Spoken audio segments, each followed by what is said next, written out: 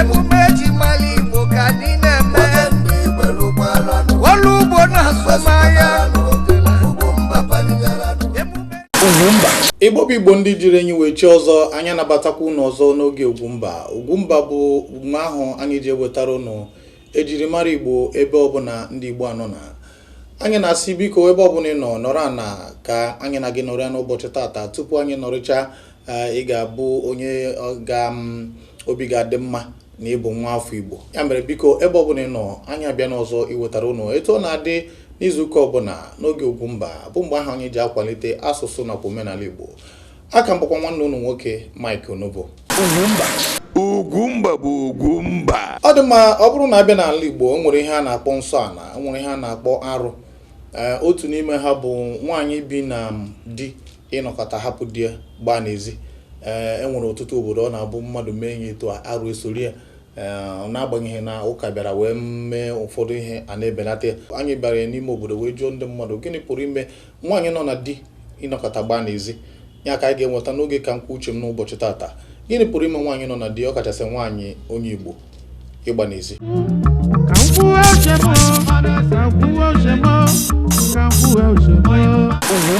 Ihe na-eme ụmụ nwaanyị ji agba n'ezi nke mbụ na nke mbụ ebe a ka ọ na-abụ okwu na-ese n'ezinụlọ a na-ama ya elu na-ete teskot ọ mmekọ dị n'etiti nwoke na nwaanyị. Baịbụl kwuru n'akwụkwọ nke Kọrint sị na nwoke na nwaanyị nụrụ di agbara akwụkwọ ga na-emekọ, na nwaanyị enweghị onwe ya na nwoke na-anụ ya nwe onwe ya. Mana ịfụ na oge ụfọdụ n'ihi na ụfọdụ ụmụ nwaanyị dị ihe a na-akpọ mmadụ ịdị naive, ha amaghị ihe ha tosiri ime, ha amaghị na ọrait ha ịgwa di ha na osi otu adịrị m. Ụfọdụ ụmụ nwoke chụrụkwa n'ego, ọkacha ndị Igbo anyị saịdị ebe anyị si ndị Anambra ha na-achụ ego nnukwu, ha chụrụ ego ha ejewara ya afụ na ụfọdụ ụmụ nwoke nwaanyị bịa na-ekpesara ma oge ụfọdụ ọ naghị afụ di ya anya Monday to Monday, month to month. Ọ chọkwa ịgwa di ya ihe ode ya n'akwụkwọ dobe.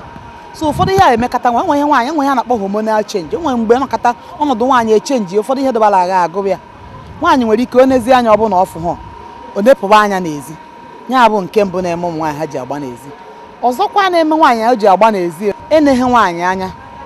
Ụfọdụ ụmụ nwoke che na ọsọsọ idobere nwaanyị ego edobe ha n'ego jee na Nkechi jee were onye ya edobere ego ahụ ọ bụghị ego. Nwaanyị nọ na di na-agba n'ezi nke izi bụ na onweghị Chineke n'ime ya, maka ihi na ọ bụ na onwe Chineke n'ime ya ihe ọsọkwa ya dị ka ya ọsọ ya bụ na di ya ejighị ego ọ ya anọsi ike. Ihe ọ ga-eme asị onye mma ihe bụ otichi obi soro di enye aka chọọ ihe ọ ga-eme ka o nwee ihe ọ na-eme. Isi na maka na di ya ejighị ego maka na di ya anaghị eme nke ọzọ ọgbaba n'ezi onye ahụ enweghị mmụọ nke Chineke n'ime ya ncha ncha. Ajụjụ ya siri ike maka ihe ụfọdụ na-ekwu, ụfọdụ na-asị na enwere ego, ụfọdụ bụrụ ihe ha ji wee too ihe ndị ọcha na-akpọ habit. Mebi ndị nwere ogologo akpịrị, ndị na-achọ ha chọrọ jip, ha chọrọ ịmago ego, ha chọrọ ihe niile, ihe ọbụla ha fụrụ ọ na-agụ ha. So ọ bụrụ na di ha ma egonye nwunye ha ma ọ na ọlụ ha ma eme ka ha gotie agbalụ na-esi ụmụ nwoke. Ụfọdụ bụrụkwa otu o nwere ike na agbọghọ ọbụla ezigbo nwaanyị ezigbo nwatakịrị na-eme omume ọfụma, mana mgbe ọ nụba di onwe ndị ọyinya na ya na-ayị ụmụ nwaanyị adị eme ihe dị mma, kekwa ụmụ nwaanyị na-edu eme ụdị omume ahụ. So ọ mụtazie wee bido gbawa. Ọ dị mma onye ọbụla ekwuona n'uche nke ya, onye ọbụla ekwuo n'uche nke ya, mana eziokwu ihe dị njọ dị njọ ma n'ihu Chukwu ma n'ihu mmadụ. Ọ dịghị mma nwaanyị ịgba n'ezi. Ọ dịghịkwanụ mma ka nwoke ọbụla nụrụ nwaanyị mmepụ nwunye ihe ọ ga-eji gbawa n'ezi. Ọ bụrụ na ọ dị nke ọbụla ị na-eme na adịghị mma biko nwepụ aka ewe n'ofe tupu ọ ghọrọ anyị aka mmadụ. Igbo ndewo nọ. Anyị chọkwara ịga n'ihu mana tupu anyị aga n'ihu anyị ga-eme ọkpana na anyị ga-emetụrụ ọkpana na ka anyị metụrụ okwu egwu Ugwumba.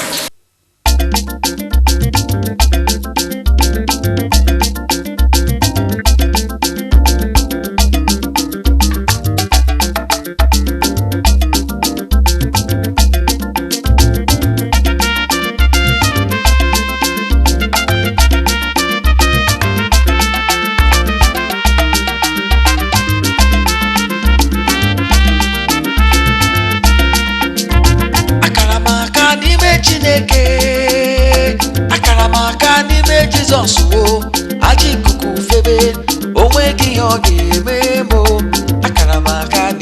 Jesus oh akaramaka n'ime Chineke akaramaka n'ime Jesus oh aji ikuku febe onweghị ihe ọ ga-eme mụ akaramaka n'ime Jesus oh amanụ m chi nke m na-efe odogwu n'agha Jesus njem ọnụ ihe ọbụla na-eme ọ gaghị ekwe ka o metụ nwa ya n'arụ ọ fụrụ m n'anya o adị m ezigbo mkpa o akaramaka n'ime Chineke akaramaka n'ime Jesus o aji ikuku febe onweghị ihe ọ ga-eme mụ akaramaka n'ime Jesus o Jesus anụ a na-agba egbe ọ na-ezuru onwe ya ike anụ a nakwa mgbọ ọ na-atabisi chibo ọrịa igbo onye aka n'iru ibu dị onye dibịa igbo onye ọkwa n'ụzọ enweghị mbereki o akaramaka n'ime Chineke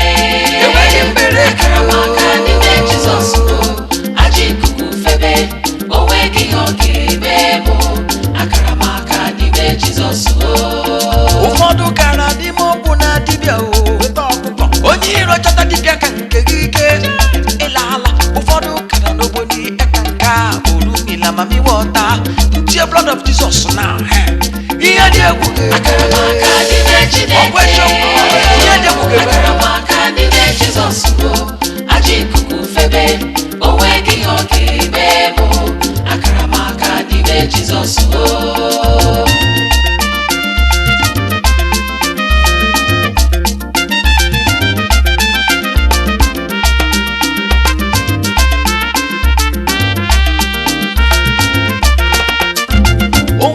ọzọ nọ n'ụwa mmadụ ji enwere onwe ya onweghị afa nwere ike dịka afa Jizọs nwanne kakwa aka si gị kakwa aka at the name of Jesus every knee shall bow akaramaka n'ime Chineke every knee shall bow akaramaka n'ime Jesus aji ikuku febe onweghị ihe ọ ga-eme mụ akaramaka n'ime Jesus ọbara ya bụ n'ike gị ike akaramaka n'ime Chineke afa ya bụ n'ike gị ike akaramaka n'ime Jesus aji ikuku febe onweghị ihe ọ ga-eme mụ akaramaka n'ime Jesus mebe nganga were nganga jebe nganga egbuo mo ebe Jizọs lechara manya nwụnwụ n'ihi m abụrụla m onye ụwa ọma ebe m nwere eze Jizọs ebe m nwere eze Jizọs nganga ga-ebume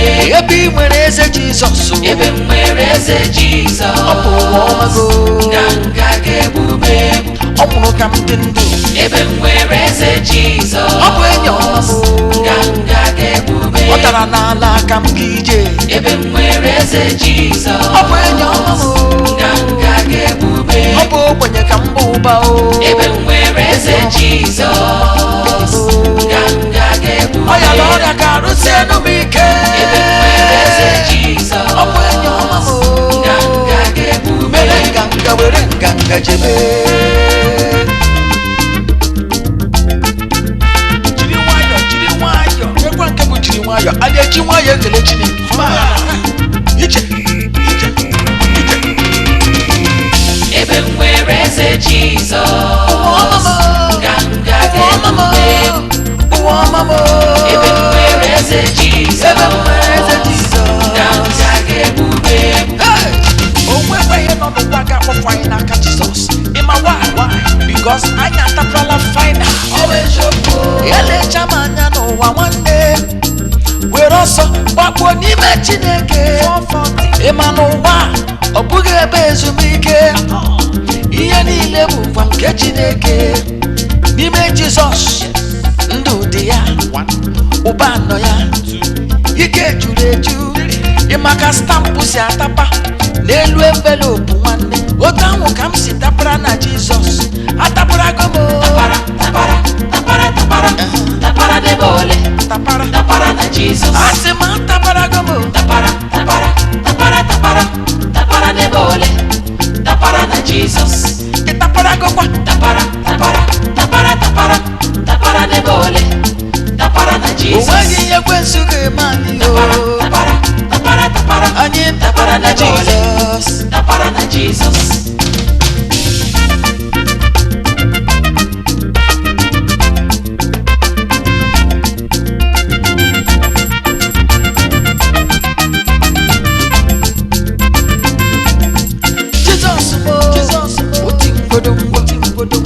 Jesus bo onyoma Jesus bo ike Jesus bo ike mjaba ngawe fami mere nandumo chigeji chigabore ejoku emelu mala wande anokwa n'ime Jesus o atapara gabo tapara nebole tapara na Jesus owegi ekwensu geme tapara nebole tapara na Jesus wakama na Jesus tapara na Jesus tapara nebole tapara na Jesus tapara nebole tapara na Jesus tapara nebole tapara na Jesus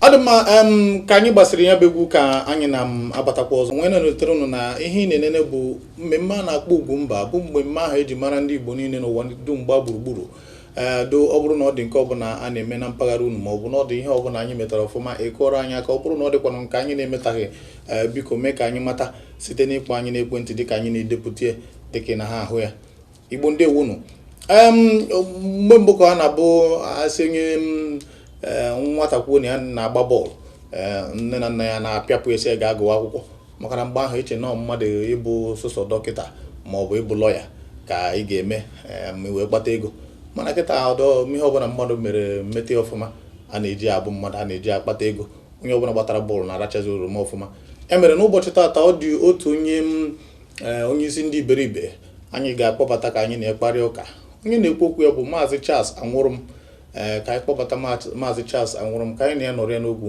Ugwumba. Ugwumba bụ Ugwumba.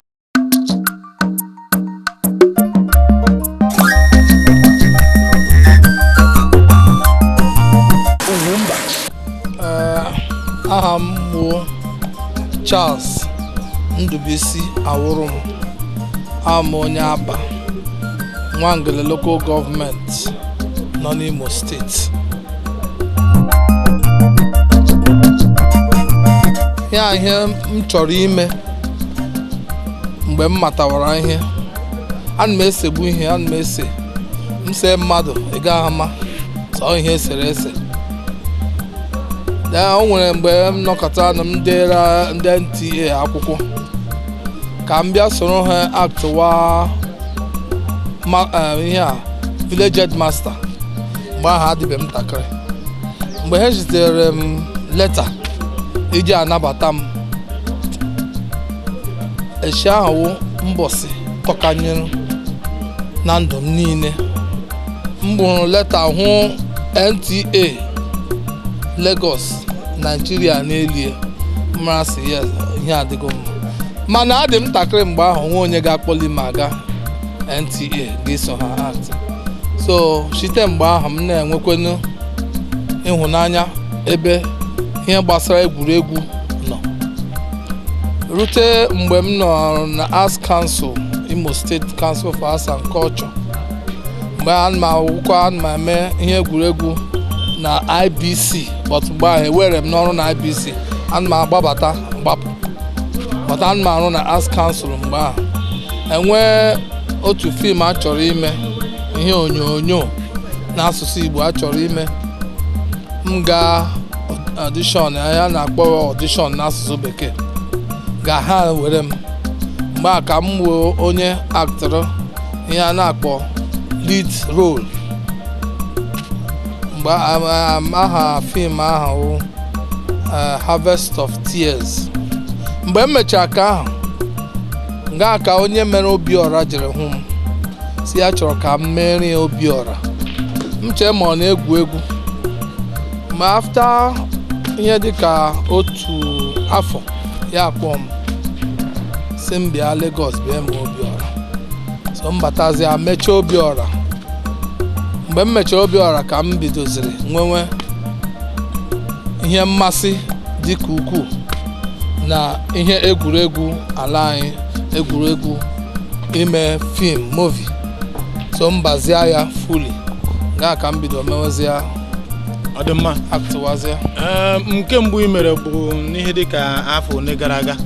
Ọ bụ afọ 1994 ka 95 94-95. Mgbe aha ihe a kwụrụ m 25,000 naira.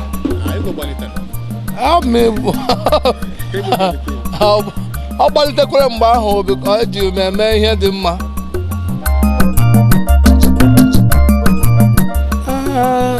Ikwu eziokwu,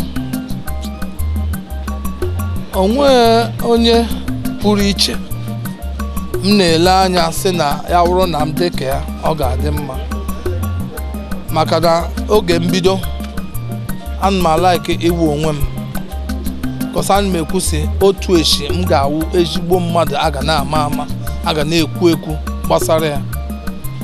Ma mgbe m na-ele fim ndị ọcha, mgbe ahụ m na-ahụ onye a na-akpọ Eddie Murphy, ihe ọ na-eme na-atọ m ụtọ. Ihe m ji ese Eddie Murphy, m nwee ike merụọ ihe dịka ndị a amadị obi ga-atọ m ụtọ ka ọma. So m na-agbalịsi ike m because ana m like isi onye a bụ onye m chọrọ ịdịka ya, otu a ka m ga-eme. Ana m like ime ihe ke m ka ọ pụọ iche, but o nwere ndị nyere m the courage ịba isi ndị a na-agbasi ike sụaziniga ha ndị ahụ mgbe m na-elecha ahụ taa. Maka na mgbe m mechara living in bondage, the living in bondage mere m obi ụtọ. Onweghị otu onye n'ime m sị onye a ka m ga-adị ka, but m chọrọ ị na-eme ihe dị otu ahụ. Ọhịa m ji sị m ga-aba mee okwenu ke m. Abịa n'ala anyị bụ Naịjirịa, onye ihe egwuregwu na-amasịcha m nke ukwuu bụ onye m na-akpọ Godfather, onye m na-akpọ nna, onye ahụ ya wụ Uncle Sam Loco Efe. Maka na mgbe ahụ o nwere egwuregwu ha mere a na-akpọ Lamgbodo, mgbe e mere Festac 77.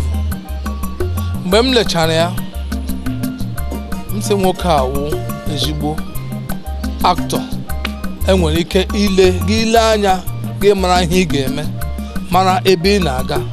And mgbe m bịa hụkwanụ nwoke a na mmadụ, ọ bụ onye na-enye mmadụ encouragement, na-agwa gị sị echi ga-adị mma, gị mee ya ụta mee ya ụta, echi ga-adị mma.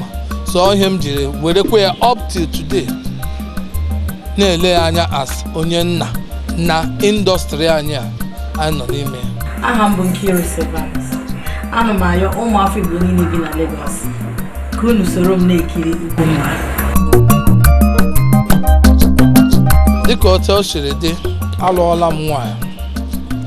Aha nwunye m bụ Linda Ifeyinwa Awurum. Anyị nwekwanalụ ụmụ nwoke abụọ. Nke mbụ wụ Chinonso Awurum, nke abụọ wụ Chinedum Awurum. Enwere m ụmụnne ndị ka dị ndụ ugbu a. Ka tọrọ m wụ Paul Awurum, ndị ka m tọkwara anụ Reverend Father Sebastian Awurum, Ogeri Awurum, Chinyere Cummins ọlụọla di, Ijeọma Awurum. Ya otu a ka m si nọdị. Anyị niile mpa anyị anwụọla, mma anyị anwụọla. So ele m anya ugbo ihe na-ahụ wa ọfan, ma ana m asa m orphanage because etofeela m ịwa ọfan. Awụzi m orphanage ebe ndị ọfan na-agbakwute. Nri niile nwunye m na-esi, ama aka ọ na-eji esi ya. Onwebeghị nri nwunye m shiri, onweghị ọdịrị ofe nwunye m shiri na-ara awụ nricha ntabi aka. Ọhịa m na-eji iri nri na mbrezi na-ara m ahụ, kama ọta m pụtara ime fim mmara mbakwana ebe a na-eri ọ na-ama ahụ maka na eribirile m nri na-aka atọ gị ụtọ. Nri na-aka atọ m ụtọ wụ vegetable soup ọ na-eshi, nri akwụkwọ nri ọ na-eshi, ma ndị ọzọ dịkwa ụtọ. Ya na mmeri ya na akpụ ka ọ bụ garị ka ọ bụ akpụ kwa my best onye ọwụkwa akpụ my best food. M were akpụ na vegetable ahụ tikọta ya ọnụ, ọ na-aga mgbere were na akpịrị, a na-atọ m mrichagharịa m sopu uwe nara briz. Ọ dị mma, anyị ga-adọbiri etu ahụ maka na oge anyị na-emezi kwarapụ. Ebe ahụ anyị kwụsịrị ya bụ nkata, ọ bụghị na ọ gwụrụ agwụ, mana mgbe na-adịghị anya anyị ga-akpọghachitekwa Maazị Charles Anwụrụ n'izuụka na-abịa abịa. Ugwumba ugwu a na-akwere Igbo, ọnụ okwu Igbo ji biri. Gee Ugwumba n'ọdụbe Ugwumba, bịakwute TV gị nso ma Ugwumba na-aga. Ihe gbasara Ugwumba ọ ga-adị gị mma, ụzisa na ozi Ugwumba maka na Ugwumba ji ezigbo ozi wee bịa. Udo dịrị unu. Anyị chọrọ ịpịachi ọnọdụ a, ọ bụrụ na anyị tinyezi egwu anyị na-agbara egwu a ejiri ya na apịakọ ọnọdụ, maka na ebe ọ bụ na ọkụ nyụrụ ka anyị ga-awụsọwara. Ya mere n'izuụka na-abịa abịa, ana m asị gị chebiri aka ghọrọ m mụ na ndị otu m. Anyị ga-abịakwa n'oge Ugwumba imetụ unu mma, ime ka unu mara n'eziokwu na Igbo zuru ka eme. Igbo ndị ewunu.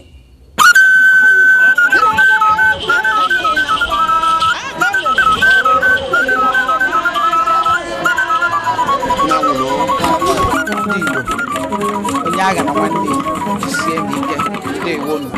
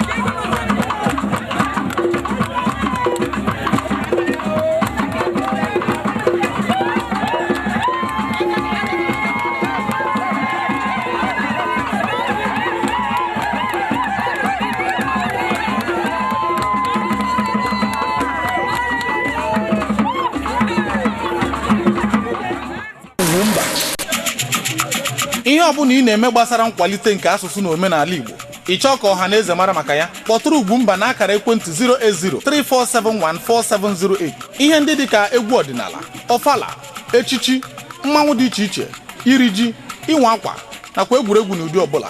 Zitere anyị ozi n'akara ekwentị 08034714708. Ndewo. Ugwumba.